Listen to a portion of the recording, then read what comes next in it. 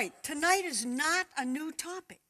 Tonight is a kind of a history, a distillation of women who have been turning toward fullness of life for as long as we have human memory and human record. There are stories that put that story in context. For instance, the Africans say, women hold up half the sky. And the Sufi tell a story about a young woman who says to an old woman, "Old woman, what is a woman's heaviest burden?" And the old woman looks at her for a minute and she says, "Child, the heaviest burden that a woman has to bear is to have no burden to bear at all. To have talents and abilities, to have brains and hopes and ideals, and to never ever be put in a position where you can function in those to the full is its own kind of burden, and history attests to it for centuries and around the entire globe." Pearl Buck says, on the other hand, the measure of any society is the relationship between its men and its women. But Jean Galvin Lewis gives us the bottom line of the whole thing.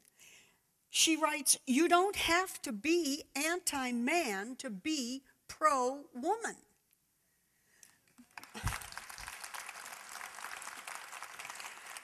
Those of you who are trying to tell you that your problem is that as a woman, that your problem is that you're a man-hater, is simply an attempt to suppress you in another way. You must never accept that explanation for trying to be what God created you to be.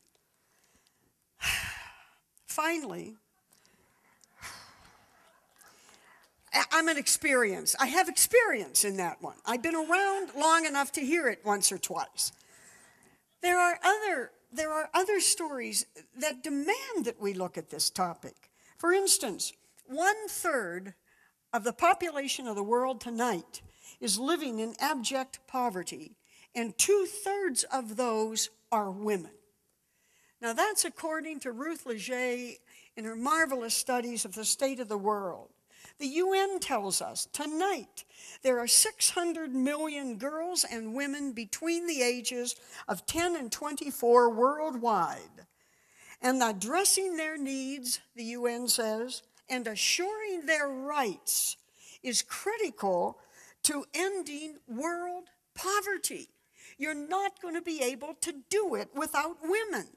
And yet, when the world in general and governments in particular invest capital, education, social services, and resources, they invest them almost totally in men alone. And finally, the European Union releases this month a report on their roadmap to equality in Europe. They point out that there are more women than ever in Europe in the labor force, but they work at less valued jobs for less pay with no possibility of advancement. How can we possibly explain those things? First to ourselves and then to our daughters. What is our responsibility to the development of half the human race that is coming after us? So in the course of preparing for tonight's exploration of the topic, the spirit of the times, I came to realize that there is a subject intimately connected to that theme that we are very seldom willing to consider. And if we do, we almost never talk about it out loud. Nice people don't. That is the subject of the feminine dimension of God. And yet, when we think of the divine feminine, we have to realize that what we think about the divine feminine will determine what we think about everything else in life, including ourselves. This subject grips us on both levels of our humanity, the personal and the spiritual, and the effects of it, of what we think of the divine feminine, are around us everywhere. The first level is obviously and very clearly theological. This is soul-searing and sober stuff. Most of you tonight, a lot of you tonight, you looked at the brochures, you say, should I go there?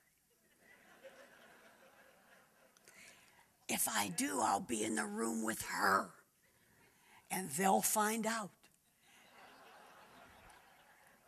If I go there and she talks about those things, will I be a heretic too? Is it heresy? We worry even to put those two words together. Can we possibly, with good conscience, even say it? The divine feminine. The divine feminine?